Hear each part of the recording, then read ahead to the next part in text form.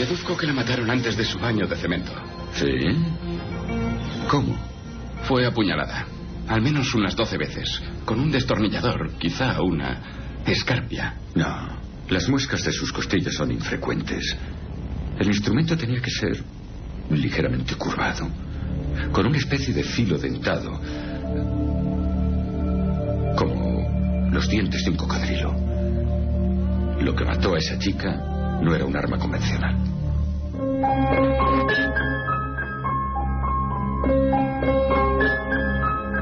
La serie norteamericana CSI ha popularizado en todo el mundo el trabajo de la policía científica y los enigmas de la ciencia forense.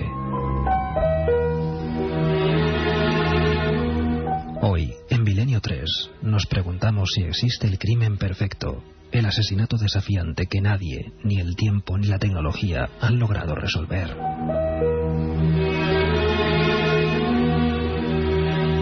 Ocurrió en un apartado cortijo sevillano, conocido como Los Galindos.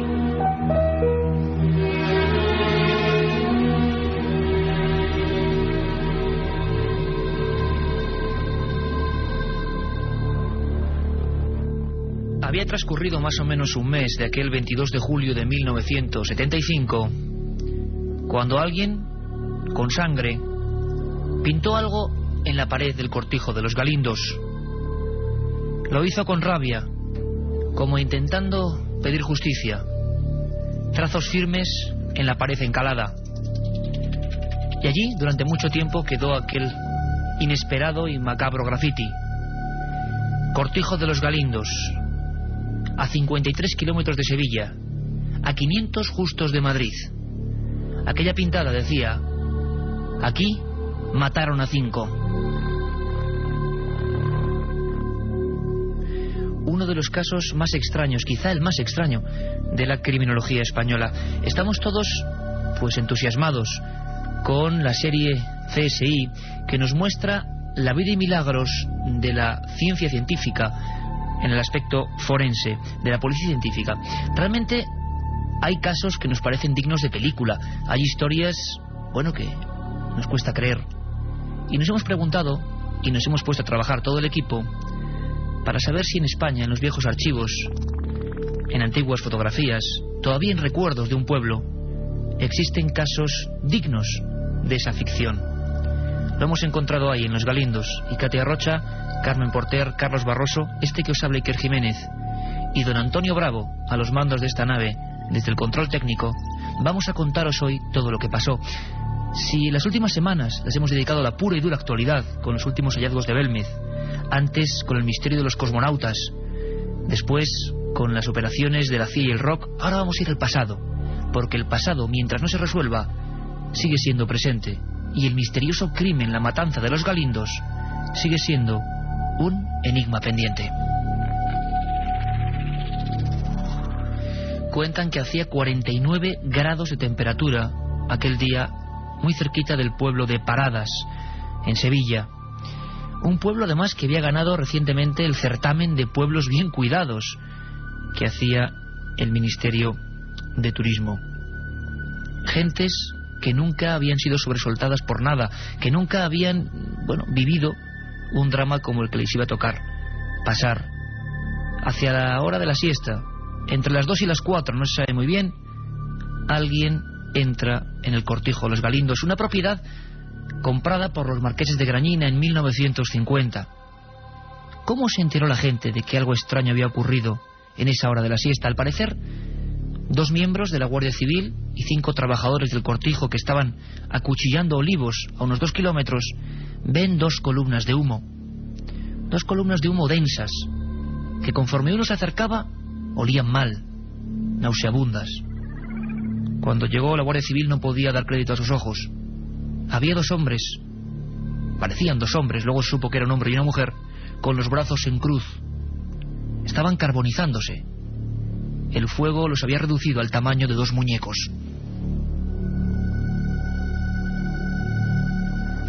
Y comprendemos que el miedo más absoluto se apoderó de aquellos 2 hombres de la comitiva y los 5 trabajadores, en un racimo casi temblorosos, entrando por las escaleras del cortijo Los Galindos.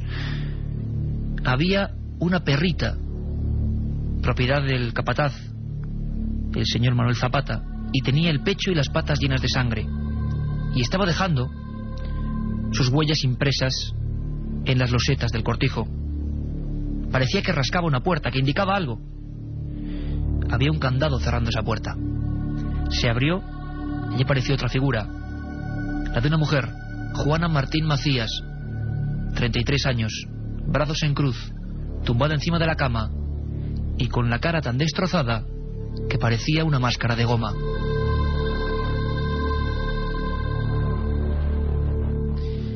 El horror iba a continuar. 3 cadáveres en un lugar completamente tranquilo hasta ese día, el sol pegando de pleno. En la parte de atrás, junto a un arroyo, otro hombre, un tractorista, tan normal, tan buena gente, tan anónimo como el resto. El pecho abierto, tiroteado, de rodillas, los brazos también en cruz. Hay que imaginar con este preámbulo, con esta escena, desde luego digna o no, ya me dirán ustedes, de CSI, lo que puede vivir ese pequeño pueblo de Los Galindos. El miedo en aquella noche, las escopetas muy cerca de cada cama, la tensión. Todo el mundo apuntaba a un lugar, a Manuel Zapata, capataz, 53 años. ¿Se habría vuelto loco? Incluso se pensó que el calor había afectado su cerebro y había decidido acabar con todos sus semejantes. ¿Qué le ocurrió a Manuel Zapata? En aquellas noches todo el pueblo de Los Galindos, 10.106 habitantes según el censo de aquel año 75, esperan pacientes la imagen de un loco, la imagen de alguien que campa por esas dehesas sevillanas. Pero Manuel Zapata estaba ya muerto. Había sido el primero en morir. Estaba dentro del hueco de un árbol, envuelto en paja y con la cara completamente desfigurada.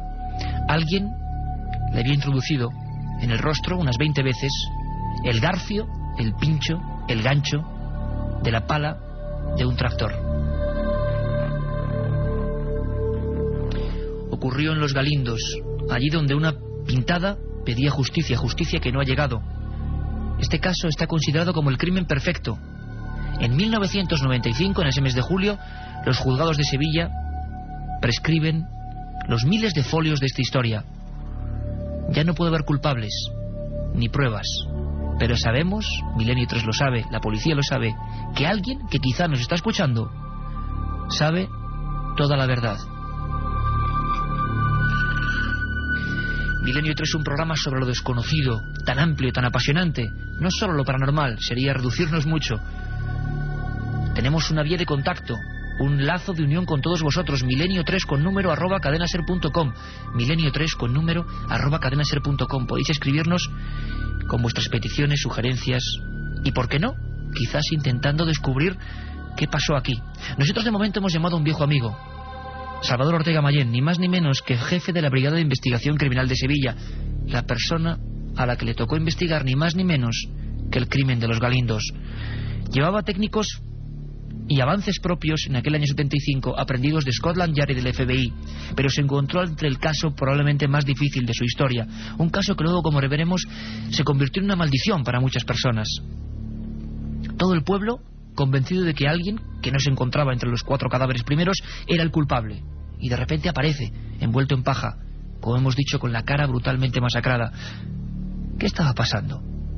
Escuchamos revivir esos momentos a don Salvador Ortega, jefe de la Brigada de Investigación Criminal de Sevilla. Al no encontrar el cadáver de Zapata, pues dijeron, pues ya está, este es el autor. Eso fue todas las inclinaciones y naturalmente todas las tendencias de la investigación que realizó en aquel momento la Guardia Civil, pues iban dirigidas al primer sospechoso, que era Zapata, cuyo cadáver no aparecía. Luego después, al cabo de unos días, pues apareció pues detrás de unos bloques de pajas y tal, donde la pareja de la Guardia Civil, que estaba vigilando el recinto, pues se sentaba a tomar el bocadillo, los hombres cuando podían. O sea, y aparecía allí debajo el cadáver. O sea que todo se supuso que había sido trasladado a aquel lugar para que lo vieran de una vez y no culparan más a este hombre, porque en realidad no era él. Manuel Zapata, durante unas 48 horas culpable oficial, incluso la prensa se advertía a dar algunas primeras informaciones. Un envenenamiento, un crimen pasional. Había algo raro. Nadie había robado nada. Nadie había sustraído nada a ningún cadáver. Nadie había movido nada dentro del cortijo. ¿Qué clase de historia era esta? Dicen los especialistas de la policía científica que es uno de los primeros casos. Algo parecido ocurrió muchos años antes en Madrid con los crímenes de Jarabo, pero al ser este un pueblo tan cerrado y tan pequeño, el eco se multiplicó. Uno de los primeros casos en España donde lo que llaman torbellino del miedo psicosocial se expande. Eso también sería un misterio para Milenio 3. ¿Por qué el miedo nos recorre tan fácil la espina dorsal a todos al mismo tiempo? Allí ocurren esas noches y hace que la investigación sea más difícil.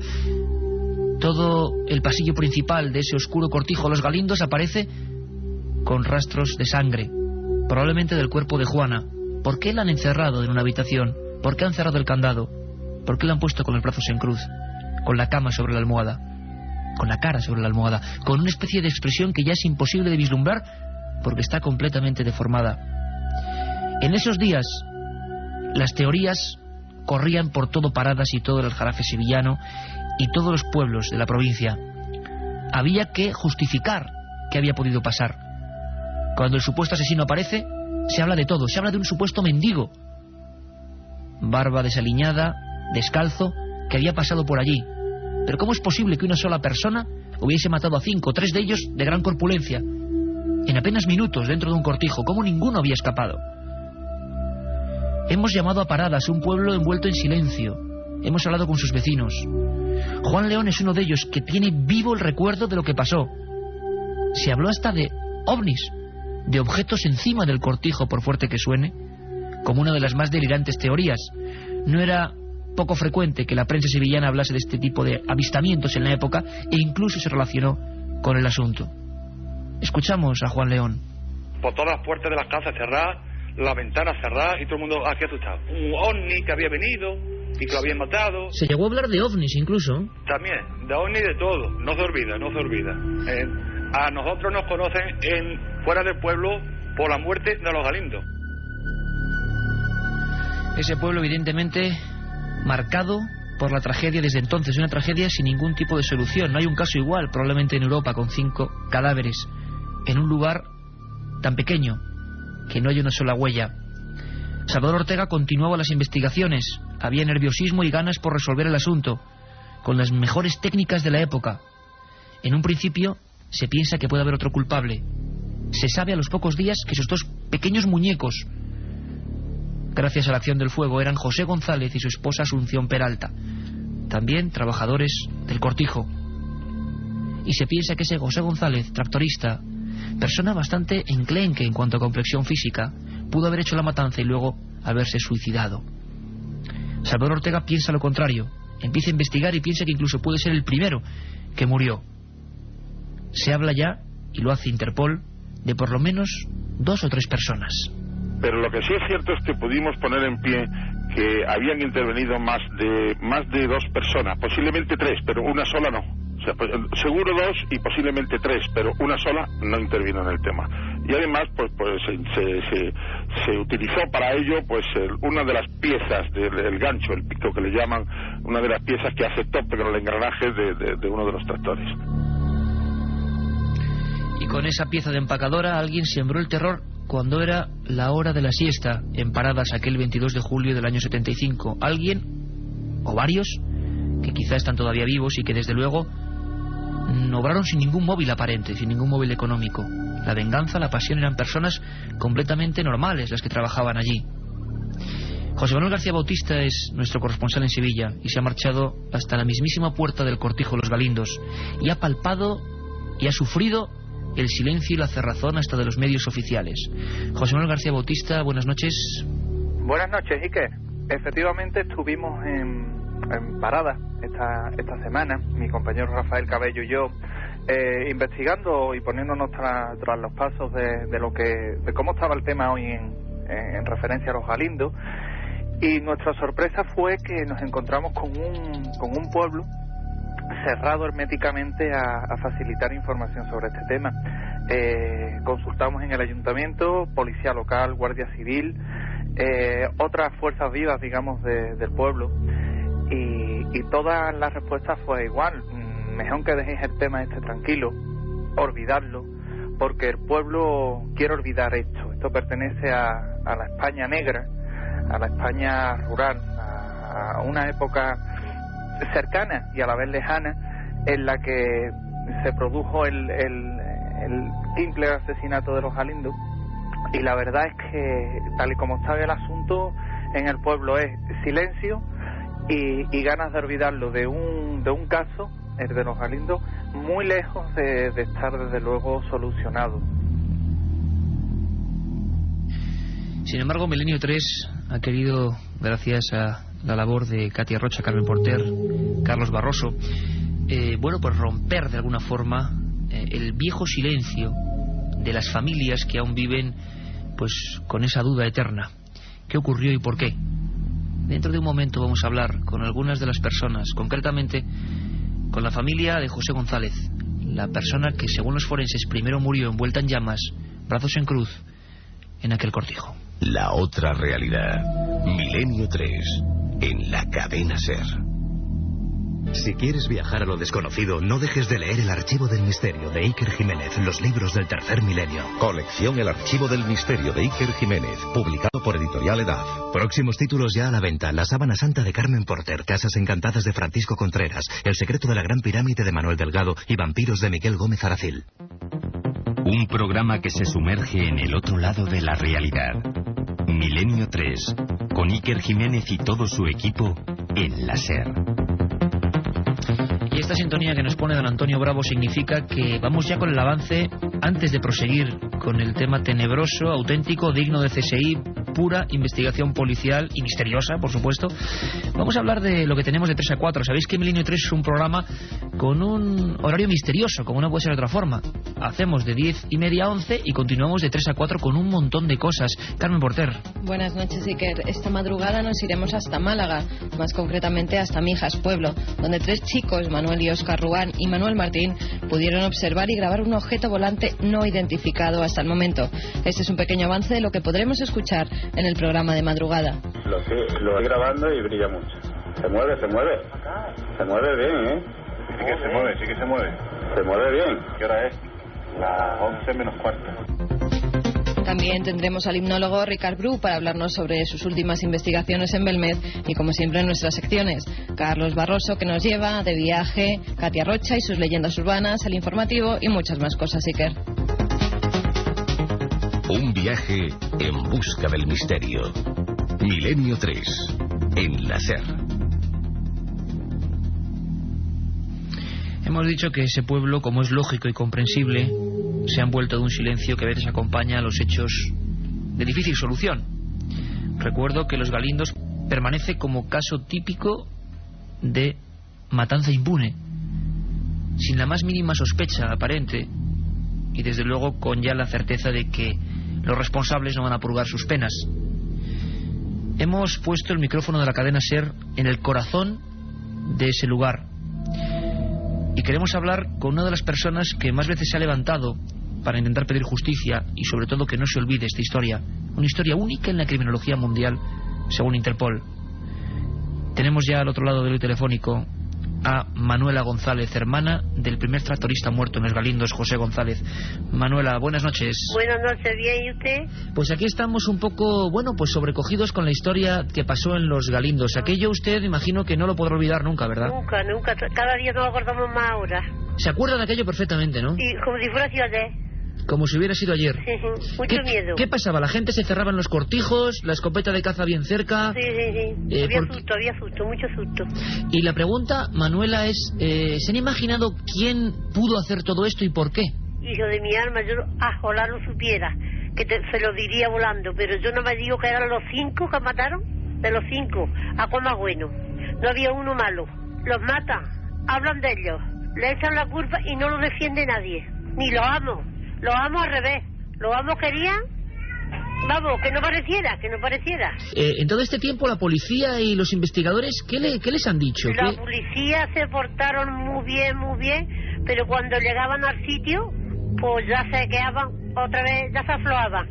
Los mismos, el grupo que lo cogió primero, el que lo cogió segundo, todo. El juez parecía como si fuera de familia, que los van a coger, nada. Y el abogado igual. El abogado que sí, que lo mandan para... Que nada, que tampoco nada. Que ellos no robaron, ni ellos tenían dinero, ninguno de los 5, nada. Nada. Los mataron sin saber por qué ni por qué no. Se habló de todo y durante todo este tiempo imagino que bueno, que han pensado incluso que esas personas podían ser de fuera, podían ser de las cercanías. ¿Han llegado a imaginar eso alguna vez? Todo eso, pues yo lo que le digo a usted, que a los que eran bien conocidos, porque si no fueran sido conocidos, los coge. Porque yo no puedo culpar a nadie, pero conocidos tenían que ser. Ahí los que entraron, sabían muy bien dónde entraban, sabían muy bien lo que hacían, y matar a los 5 que estorbaban, porque a los que no estorbaban no mató ninguno. Algo que sabrían los pobrecitos, no sé lo que sabrían. Se hablaba, doña Manuela, de un secreto, ¿no?, que guardaba esa gente, pero nadie sabe qué es. No, de secreto de qué, mire usted. ¿Qué secreto iban a saber las criaturas? Trabajando, ellos iban a las 8 de la mañana y se venía a las 7 de la tarde o a las 6 y daban su peona y ya está. Los caseros que estaban allí, buenísimos. Zapata, buenísimo. La mujer más buena no podía ser. Si le digo a usted de Ramón, un tractorista, daba su peona, buenísimo también. Ahora usted cuando... No sé si habrá vuelto a pasar por el lugar, por los Galindos. Una vez yo, el día que hizo los 20 años. ¿Y? Porque fui a ponerle un ramo de flores donde los quemaron. Y no me dejaban entrar. Yo vengo a poner un ramo de flores donde mi hermano los quemaron. Dice, esto está todo arreglado nuevo. Digo, a mí no me importa, dígame usted el sitio. Y entonces la casera me dio aquí. Digo, pues ahí lo puse. Digo, y luego vaya usted allí hasta que no se seque. Total, que yo ya no sé si lo quitaron o no lo quitaron. Yo fui a los 20 años, mire usted. A los 20 años. Ya no he pasado más. Y después de 20 años oficialmente parece que ya, bueno, es muy difícil si hay culpables por ahí que los atrapen. ¿Qué tiene usted ahora mismo, Manuela, pues todos los micrófonos de la cadena SER? ¿Qué les diría a estas personas si siguen por ahí vivas? Yo les diría que por qué le hicieron eso a 5 personas tan buenos, si esos no se metían con nadie. Si eran los 5 eran mejorables, ¿por qué lo has hecho? Que dijera por lo menos por qué había sido, mire usted. Eso es lo que yo quería saber, ¿por qué? Dios mío de mi alma, si mi hermano no ofendía a nadie, si la mujer lo mismo, Zapata lo mismo, Ramón, la mujer de Zapata era una bella persona, mire usted. Por lo menos, doña Manuela, que a través de las cientos de miles de personas que le van a escuchar, pues que nadie se olvide de esta historia, porque por lo menos que siga ahí pendiente y que alguien investigue y que algún día sepamos la verdad. Muchísimas gracias, doña Manuela, por atendernos. Y muchas gracias por haberme llamado. Gracias a usted, desde luego. Un abrazo muy fuerte. Dios, para Parada, Sevilla. Gracias. La otra realidad. Milenio 3. En la cadena SER. Un documento impresionante, la voz de las personas que desde luego no podrán olvidar nunca lo que pasó y el absurdo aparente, y que no haya móvil, que no haya culpables, que no haya pruebas, que no haya absolutamente nada, una sola huella en ese lugar de la masacre. Quizá lo más extraño de todo esto es que nadie en los Galindos puede olvidar. Muchos, incluso periódicos nacionales, hablaron de comparativas con extrañas matanzas. A la gente le vino a la mente, repentinamente, como en un resorte, lo ocurrido en un edificio curioso con Sharon Tate, con un personaje siniestro, Charles Mason, que actuó como lo que se llamaba entonces escuadrones de la muerte, personas que matan y asesinan sin más ni más. Se pensó que algún tipo de asociación sectaria, ocultista, hizo realmente lo mismo en Paradas. Hemos pedido ayuda a nuestro conspiranoico oficial, don Santiago Camacho, el hombre que más sabe del lado oculto de la historia de este país, y nos ha recordado con breves trazas qué ocurrió en aquella matanza de Sharon Tate, capitaneada por un auténtico pirata de la muerte, Charles Mason. Le escuchamos. El viernes 8 de agosto de 1969, 4 miembros de la familia, un grupo casi satánico organizado alrededor de un gurú carismático, Charles Manson, entraron en la casa de Sharon Tate, la esposa del director de cine Roman Polanski, y masacraron a esta, que estaba embarazada de 8 meses, y a sus 4 invitados. Se da la circunstancia de que el propio Roman Polanski e incluso la conocida estrella Bruce Lee estaban también previstos para estar aquella noche, y solamente la casualidad quiso que no se encontraran entre las víctimas mortales. Nadie sabe el móvil de aquellos crímenes, nadie sabe la motivación, solo se sabe que cada uno de aquellos cuerpos recibió decenas de puñaladas, que se escribió con la sangre de las víctimas en las paredes, que el feto del hijo de Sharon Tate y Roman Polanski fue arrancado cruelmente del vientre de su madre. Todavía hoy Charles Manson está preso en la cárcel de San Quintín, cumpliendo una cadena perpetua. Nadie ha conseguido romper el muro que hay alrededor de su mente criminal y conseguir explicar qué es lo que sucedió aquella noche. Se habló hasta de una misteriosa horda satánica que aquel día, con 49 grados centígrados sobre la vertical de Paradas, hizo un ritual de muerte, pero nunca lo sabremos. Hemos hablado con Manuela González, la hermana del primer tractorista muerto. Se le inculpó a este hombre, 56 kilos, 1,60, miope, difícil que con esa complexión hiciera esa especie de arquetipo de lo macabro. Se le acusó porque en su cráneo, al parecer, había aparecido una especie de orificio. Al menos así lo vio la policía. Se exhumaron los cuerpos gracias al doctor Frontela y se descubrió algo digno, decimos, de CSI. Aquello no era un tiro. Aquel hombre atormentado no había matado al resto y se había pegado un tiro, sino que era una especie de, digámoslo así, deformidad congénita. Escuchamos al hombre que lo descubrió, a don Salvador Ortega, de la Brigada de Investigación Criminal de Sevilla. Ese cráneo no había sido disparado, lo que tenía era naturalmente un defecto fisiológico en la configuración del propio ósea, y era como una especie de tapón, que no estaba soldado, y al estar incendiado su cuerpo, los gases hicieron que aquel tapón saltara, y naturalmente apareció un agujero redondo que se identificó como el disparo de una bala. Revolucionó de nuevo el tema, pero lo que sí, incluso yo creo que el forense que hizo aquello se llevó un disgusto tal que al poco tiempo murió de un infarto. O sea que realmente aquello trajo consecuencias nefastas. Consecuencias nefastas incluso entre la gente que rodeaba la investigación de esta historia. Sería otro programa muy largo y no tenemos ya tiempo. La otra cara de este crimen y las muertes que se ha llevado por encima durante estos 25 años de investigación. Preguntamos al más prestigioso forense de este país, don José Antonio García Andrade, catedrático de psiquiatría forense, el que fuera durante 3 años presidente de los forenses españoles. ¿Cómo sería este criminal? ¿Nos puede estar escuchando? ¿Qué tendría en su mente? ¿Por qué actúa así? ¿Por qué alguien puede llegar a actuar así? Nos contestaba el doctor Andrade. Desde luego no es obra de un loco, ni mucho menos, sino de una mente lúcida, una mente pasional, apasionadamente criminal, y que intervino también una serie de intereses espurios que luego no supieron ya cómo controlarlos. Y sin duda ninguna pasará a la historia de la criminología como el prototipo de uno de los delitos que no se llegó a saber del todo, y como prototipo de lo que no se debe hacer nunca. Yo no sé si estará por ahí, o a lo mejor él ha sido producto también del paso del tiempo, pero verdaderamente eso ya no se descubrirá nunca. Doctor Andrade, su conclusión triste, imagino, para las familias. Nunca se podrá descubrir. Lo que nadie en Paradas puede tampoco olvidar son aquellas noches del miedo, aquellas noches donde los nervios se atenazaban, donde se esperaba ver esa figura de un hombre con la mirada perdida, buscando más muerte. Al final no sabemos qué pasó. Es un gran enigma forense, policial y de investigación en nuestro país. Y hemos querido hacer la justicia que puede hacer el periodismo, recordar la historia. José González, Asunción Peralta, Juana Martín Macías, Ramón Parrilla y Manuel Zapata perdieron la vida como algo completamente absurdo, como ocurre a veces en esta existencia, en Los Galindos. Mucho tiempo después, alguien volvió a hacer una pintada allí donde habían limpiado la anterior. Una pintada que estuvo casi 5 años.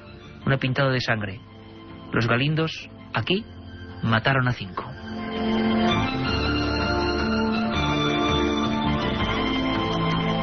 La otra realidad.